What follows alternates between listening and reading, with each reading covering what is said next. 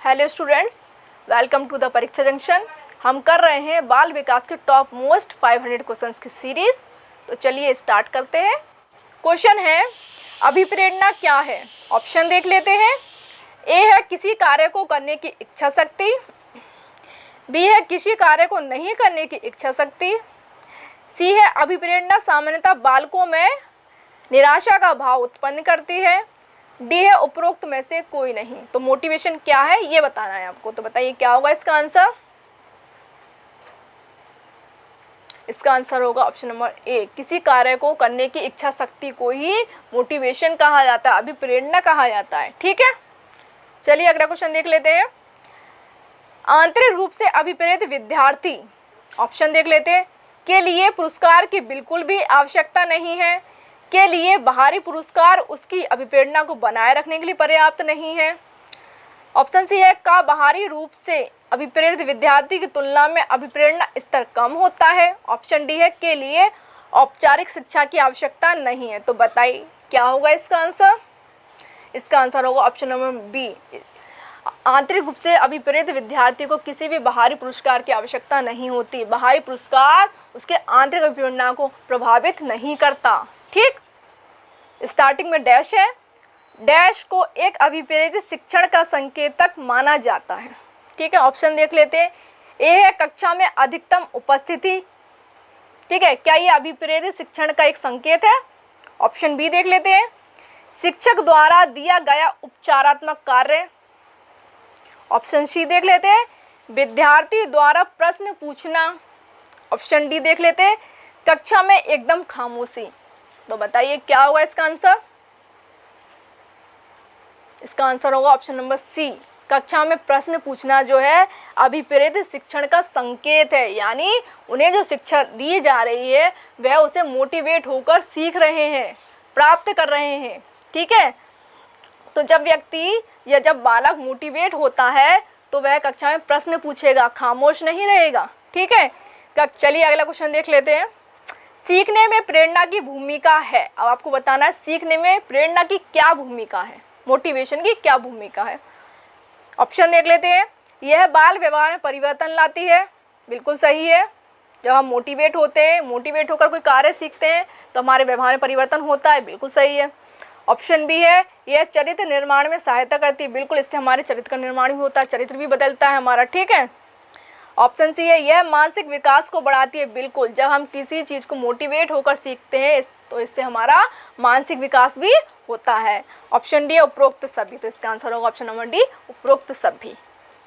चलिए अगला क्वेश्चन देख लेते हैं। सीखने में प्रेरणा का स्थान अत्यंत महत्वपूर्ण है क्योंकि इससे बालकों में, ऑप्शन देख लेते हैं। ऑप्शन ए है, व्यक्तिगत भिन्नता में कमी होती है।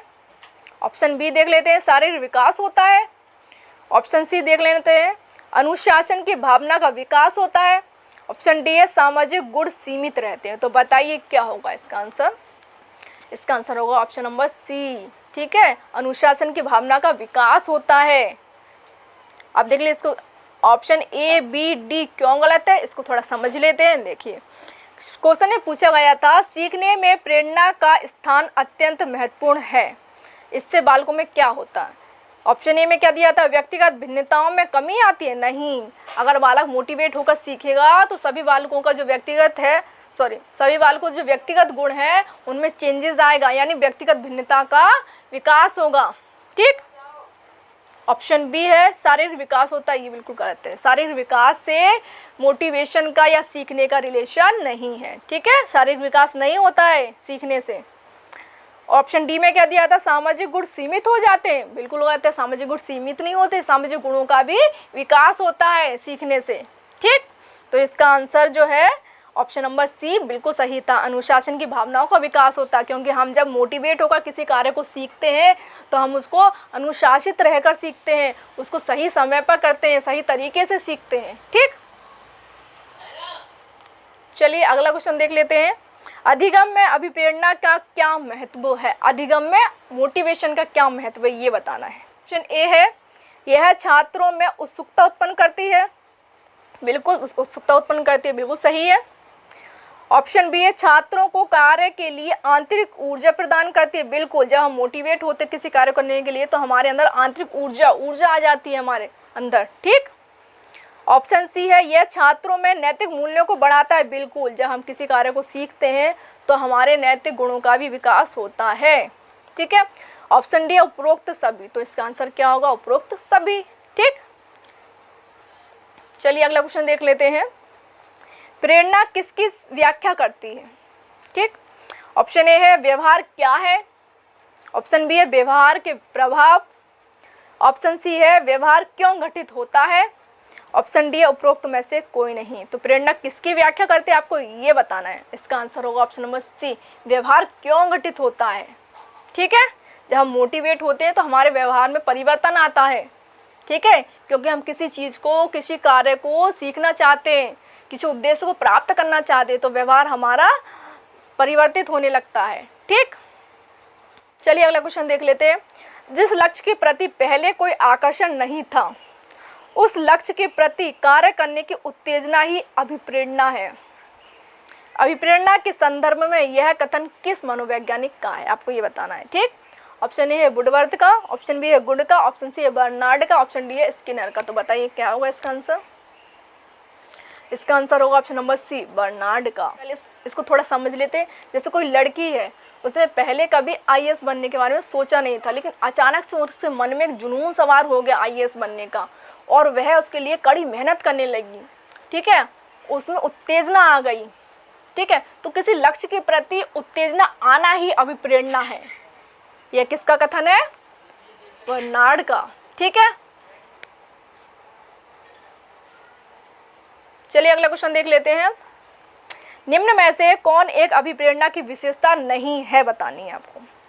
ए है इसमें क्रियाशीलता होती है। बिल्कुल होती है क्रियाशील, क्योंकि जब कोई व्यक्ति मोटिवेट होता है किसी कार्य करने के लिए तो वह क्रियाशील भी होता है। ठीक है, क्रियाशीलता आ जाती है उसके व्यवहार में। ऑप्शन बी है यह व्यक्ति के व्यवहार को उत्तेजित करती है। बिल्कुल, उसके व्यवहार में भी उत्तेजना आ जाती है। ऑप्शन सी है यह किसी कार्य को करने के लिए ऊर्जा प्रदान करती है। बिल्कुल, जब व्यक्ति मोटिवेट होता है तो उसके शरीर में ऊर्जा आ जाती है। ठीक। ऑप्शन डी है यह व्यक्ति के कार्य में बाधा उत्पन्न करती है। ऑप्शन बी गलत है, यह बाधा उत्पन्न नहीं करती। ठीक। चलिए अगला क्वेश्चन देख लेते हैं। किसी कार्य को अपनी स्वयं की इच्छा से ना करके दूसरे की इच्छा से करना पड़ता है तो अभिप्रेरणा की कौन सी स्थिति होगी? ऑप्शन देख लेते हैं। सकारात्मक स्थिति, ऑप्शन बी है नकारात्मक स्थिति, ऑप्शन सी है उदासीन स्थिति, ऑप्शन डी है उपरोक्त में से कोई नहीं। तो बताइए इसका आंसर क्या होगा? इसका आंसर होगा ऑप्शन नंबर बी, नकारात्मक स्थिति। जब हम किसी कार्य को स्वयं की इच्छा से नहीं करते हैं तो उसे नकारात्मक स्थिति कहते हैं या फिर नकारात्मक अभिप्रेरणा कहा जाता है। ठीक है, और जब हम किसी कार्य को स्वयं की इच्छा से करते हैं तो वो सकारात्मक अभिप्रेरणा कहलाता है या सकारात्मक स्थिति कहलाती है। ठीक, तो आपको ये समझ में आ गया होगा। तो ये थे बाल विकास के टॉप मोस्ट 10 क्वेश्चन जो आज हमने कवर किए हैं। अगर ये वीडियो आपको पसंद आया हो तो इस वीडियो को लाइक करें, शेयर करें और इस चैनल को सब्सक्राइब करें।